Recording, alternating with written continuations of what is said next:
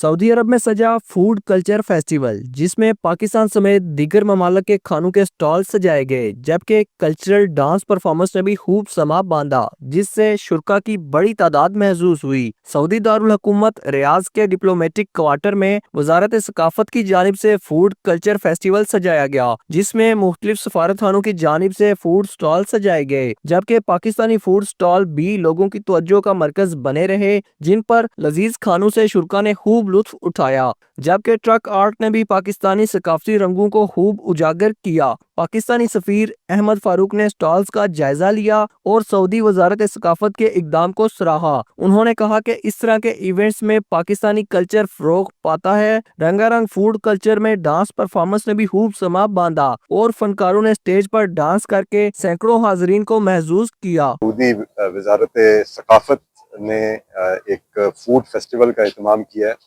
और इसमें पाकिस्तान की इस दफ़ा भरपूर नुमाइंदगी हुई है।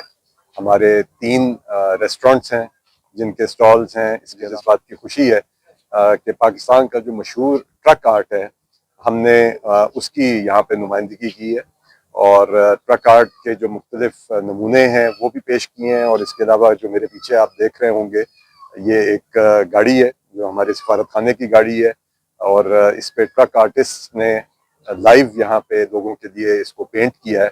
और मैं समझता हूँ कि इससे हमने पाकिस्तानी सकाफत की सऊदी अरब में पहली दफ़ा जो है इस तरह भरपूर नुमाइंदगी की है। और जो सऊदी अवाम जो पब्लिक यहाँ आके देख रही है इस आर्ट के नमूने को, तो बहुत इसको वो सराह रहे हैं। 27 साल से ये काम कर रहे हूँ। उस वक्त ट्रक आर्ट कहीं भी किसी ने सुना नहीं था, ना कोई ये करता था।